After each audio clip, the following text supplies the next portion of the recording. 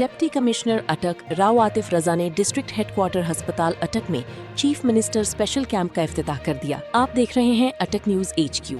ताज़ा तरीन खबरों के साथ मैं हूं आपकी मेजबान। आइए शामिल करते हैं अटक से आतिफ शहजाद की रिपोर्ट। इफ्तिताह के मौका पर डिप्टी कमिश्नर ने अस्पताल में मरीजों के चेकअप के तरीकाकार का तफसीली जायजा लिया। उन्होंने मरीजों को फराहम की जाने वाली तिब्बी सहूलियात, सफाई सुथराई की सूरत हाल, डॉक्टरों और अमले की हाजिरी, इमरजेंसी में लाए गए मरीजों के रिकॉर्ड और अद्वियात की दस्तियाबी के हवाले से तफसीली ब्रीफिंग ली। डिप्टी कमिश्नर अटक ने अस्पताल के ट्रॉमा सेंटर, डायलिसिस सेंटर और मर्दाना व जनाना इमरजेंसी वार्ड्स का भी दौरा किया और ज़ेरे इलाज मरीजों से फराहम की जाने वाली सहूलियात के बारे में दरियाफ्त किया। इस मौका पर गुफ्तगू करते हुए डिप्टी कमिश्नर राव आतिफ रजा का कहना था कि सेहत अवाम की बुनियादी ज़रूरत है और हुकूमत पंजाब की अव्वलीन तरजीह भी, लिहाजा सेहत के शोबे में किसी भी किस्म की कोताही हरगिज़ बर्दाश्त नहीं की जाएगी।